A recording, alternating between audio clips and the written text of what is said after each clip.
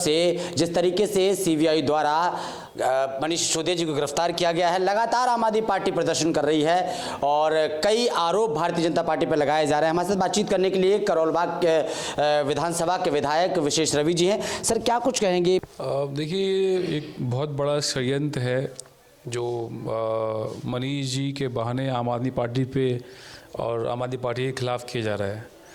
दरअसल भारतीय जनता पार्टी ये समझ चुकी है कि अगर उनसे मुकाबला करने के लिए आज की डेट में कोई पार्टी है, उनके कंपटीशन में कोई उनको अगर कोई पार्टी है तो वो आम आदमी पार्टी है। और ना सिर्फ दिल्ली में बल्कि पूरे देश के अंदर जिस तरह से आम आदमी पार्टी को सपोर्ट मिल रहा है, आम आदमी पार्टी के कामों की तारीफ़ की जा रही है, तो उससे भारतीय जनता पार्टी जो है वो बुरी तरह से भयभीत है। और इसी कारण से जो है उन्होंने हमारे डिप्टी सीएम साहब को जो है वो सीबीआई के द्वारा एक फर्जी केस के अंदर जो है अंदर करने की कोशिश की गई है। अब सवाल ये है कि सीबीआई का जो बनाया हुआ केस, वो केस है क्या? देखिए, इसमें केस में जो बताया गया है, जो मीडिया के अंदर बताया गया, ये है कि मनीष सिसोदिया जी ने जो है वो करोड़ों रुपए का जो है करप्शन किया है। उन्होंने शराब कंपनी वालों को से जो है पैसा लिया है। कोई भारतीय जनता पार्टी का आदमी कहता है 100 करोड़, कोई कहता है कि 10,000 करोड़, कोई उससे भी ज़्यादा लेता है।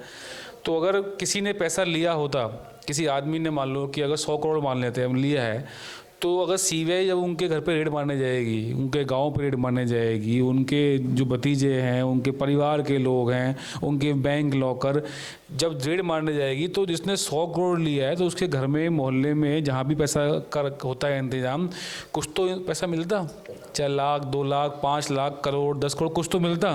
लेकिन सीबीआई की इतनी सारी रेड हुई, इतनी छानबीन की, लेकिन कुछ पैसा नहीं मिला। तो जब जो मेन जो इंजाम है कि करप्शन हुआ है, तो करप्शन हुआ है तो फिर पैसा कहाँ है? तो इससे साफ प्रतीत होता है कि ये पूरा का पूरा केस जो है फर्जी है। जो इंटरनल बातचीत है वो ये है कि सीबीआई के अधिकारी तक जो है कन्विंस नहीं है इस केस को लेके। आप लोग ये भी मांग कर रहे हैं कि सीबीआई द्वारा ये आरोप लगाया जा रहा है कि मनीष सिसोदिया ने और भाजपा द्वारा ये आरोप लगाया है कि करप्शन किया है, लेकिन आप लोग ये मांग कर रहे हैं कि अडानी के ऊपर भी कार्रवाई क्यों नहीं हो रही है, उनकी छानबीन क्यों नहीं हो रही है? जब डिप्टी सीएम मनीष सिसोदिया की हो सकती है तो उनकी क्यों नहीं हो रही है? क्या कारण है? बिल्कुल, ना सिर्फ अडानी बल्कि बहुत सारे ऐसे लोग हैं। लेकिन कहते हैं ना कि आजकल जो है एक बीजेपी वॉशिंग पाउडर मशीन चल रही है। कोई भी करप्ट आदमी है वो भारतीय जनता पार्टी ज्वाइन कर लेता है तो उसके बाद सारे उसके पाप धुल जाते हैं। लेकिन जो भी उनके सामने खड़ा हुआ है, जो उनके विरोध में है, जो विपक्ष में है, उनके ऊपर चाहे उसने कुछ किया हो या नहीं किया हो, उसके ऊपर झूठे केस बनाकर उसको अंदर करने की इनकी प्लानिंग है। लेकिन दिल्ली की जनता खास तौर पर जो है इस सबको देख रही है और जो पब्लिक का फीडबैक है, पब्लिक साफ कह रही है कि ये जो है परेशान करने के लिए, आम आदमी पार्टी को रोकने के लिए की जा रहा है। इस घटना से पहले शायद 2024 के अंदर भारतीय जनता पार्टी की एक आध सीट दिल्ली में आ रही थी, लेकिन इस घटना के बाद 2024 में दिल्ली के अंदर 7 की 7 सीटें जो हैं भारतीय जनता पार्टी हार रही है। ये उनको पता है, जिसकी वजह से वो बौखला रहे हैं। बिल्कुल बिल्कुल। पहले एमसीडी चुनाव हुआ, एमसीडी चुनाव के बाद मेयर चुनाव को लेकर बवाल मचा। ये सिर्फ आम आदमी पार्टी नहीं बल्कि हर राज्य के अंदर जो भी विपक्षी दल हैं उनके खिलाफ ये चल रहा है। और इसमें जो चाहने वाली बात है, भारतीय जनता पार्टी चाह क्या रही है, हमें लगता है कि भारतीय जनता पार्टी धीरे धीरे हमारा जो भारत देश जो लोकतांत्रिक व्यवस्था चल रहा है, वहाँ लोकतांत्रिक व्यवस्था ख़त्म करके एक तानाशाही व्यवस्था लाने की कोशिश की जा रही है।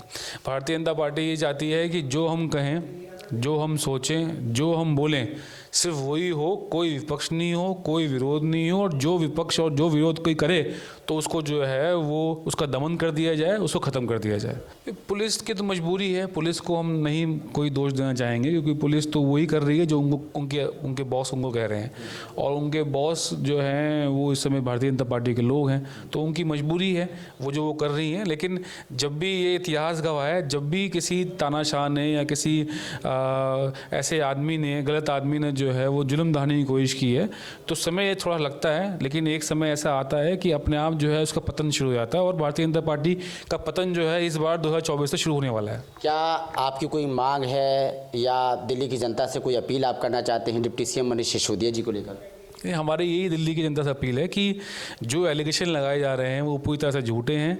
अगर करप्शन हुआ है तो पैसा कहाँ है? अगर 10,000 करोड़, 100 करोड़ अगर उसका घपला हुआ है तो वो पैसा कहाँ है?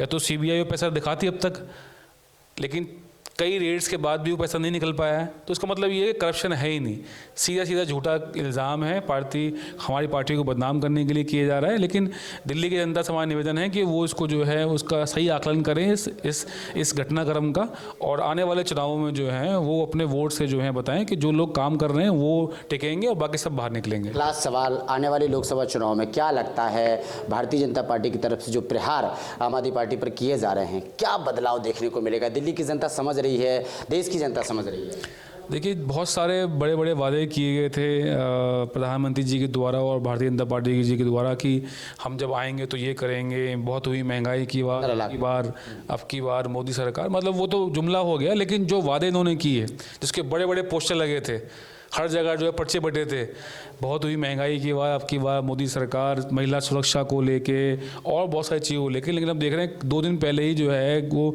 LPG सिलेंडर का दाम बढ़ गया 50 रुपये। तो ये कहाँ से नियंत्रण हो रहा है महंगाई पे? महिला सुरक्षा को लेकर देख लीजिए कहाँ कोई चीज़ बदली है।